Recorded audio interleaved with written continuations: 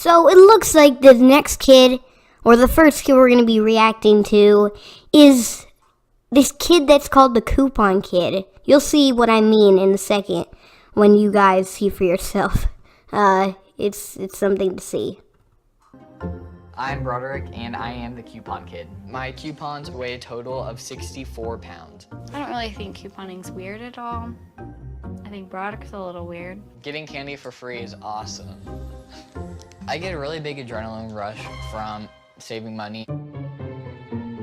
This is my stockpile. Everything in here is worth about $4,500, and I've spent just about $100 on all of it. To be honest with you, I'm actually really impressed of how much he saved off from that. But that's pretty crazy. For $4,000, he got something under $100. Man. My best shopping trips that I've ever done. There's one receipt where I actually made $100. Where is it? Oh. Oh, there it is. The subtotal was $111.64, and after tax, I made $99.23.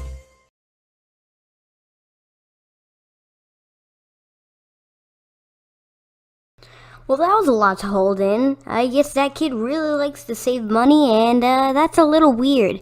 The next one's even crazier. You guys, the first one wasn't as bad as I thought it would, but no, the next one is bad. Now, this next kid, it's another kid that's addicted to something, but no, this kid is addicted to something I would have never thought anyone could get addicted to. And yeah, he's addicted to vacuums. So this kid vacuums every single day, anywhere he goes. And he has over 100 vacuums, they say. The only thing 13-year-old Logan Holes of Sibley, Iowa likes more than the sound of one of his over 100 vacuum cleaners is the feeling of one in his hands. I feel joy when I vacuum. I always vacuum at least 3 or 4 times a day just to get that nice feeling. He gets up in the morning, he cricks the vacuum on, vacuums his bedroom. Then when he comes downstairs, vacuums the living room. And then through my living room, through the dining room, and then my kitchen. And he will come home from school, then vacuum again. It makes me feel kind of annoyed because there's always a vacuum running around the house, and I can't really with you on that one. concentrate on what I want to do. I usually like to go to other places to vacuum.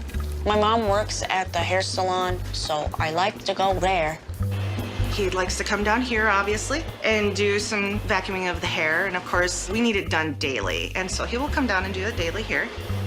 And then when I'm done at my mom's salon, my dad's a fire chief, so I vacuum at fire hall. I like having Logan down here at the fire hall because firemen are the dirtiest guys in the world sometimes, which can't help. And he's takes care of it. He's like my maid, if you will, but he makes sure he cleans. I have the cleanest trucks in Northwest Iowa. And if he runs out of trucks to do and the floors to do, he'll be out in the bay sucking up the cracks. And I keep on vacuuming until it's all done, and then I repeat every day. Sibley is a small town. Everyone knows everyone, and they may not know us directly, but they'll be like, hey, your son's the vacuum kid. Next thing you know, we're receiving vacuums from these people that were broken. And most of the people thought it was just to let him play with them and experiment with them and things like that. But now he's repairing them and handing it back to them, saying, here's your vacuum back. And they're going, I just gave it to you to play with. I didn't expect it returned in working condition. I wanted to add to my collection. Hey, Brenda. Hi, Logan. Got a vacuum for you. So, I created a business, Logan's Miracle Works Vacuum Cleaner Repairs. This guy just made his own company, and guess what it's about? Yep, you thought of it.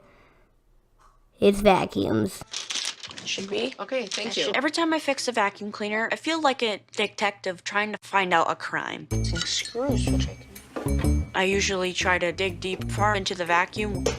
If I find something odd looking, I always take that apart and put a new one back in, and then voila. The most important part about fixing a vacuum cleaner is having to test the vacuum cleaner to see if it runs. I use glitter as my test dust because it's one of the hardest substances to vacuum up.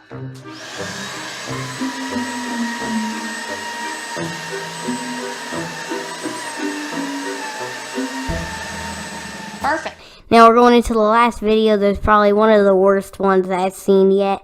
But, now this kid is obsessed with fans.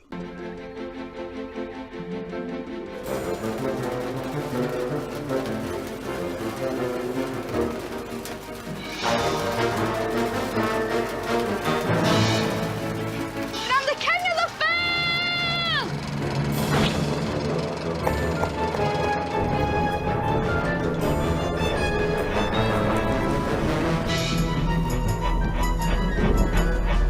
My name is Reese. I'm bright. I'm 11 years old, and I collect fans.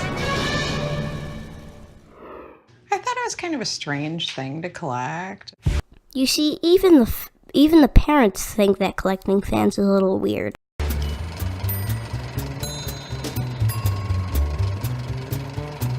I have about 200 fans.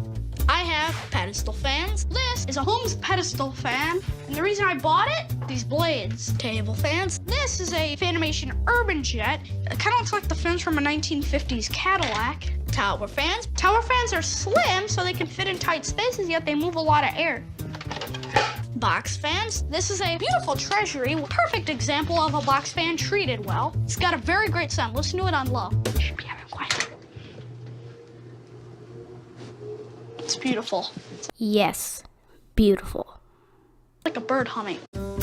Hassock fans. A hassock fan, at first you think, oh, that's just a footstool. Well, actually, as you can see when I lift it up, there's a fan, motor, and blade. Well, I always had a rule about not collecting ceiling fans. This is a 1980 Hunter. Well, this kid didn't listen to that rule, looks like. Look at how many fans he has on the ceiling. Seriously, does this kid listen to your rules? Probably not. Hunter original. This is a Hunter model 22450. This is a portable ceiling fan. Notice how it twists like that? My first thought was, when will it stop? Sadly, never. My first memory with Reese with fans is probably 18 months to 2. I'm somewhat obsessed with fans. It's the way the fans look. How nice they are. Yes, that is quite beautiful, isn't it? I started collecting fans when I was 3, and I'm still collecting fans now that I'm 11.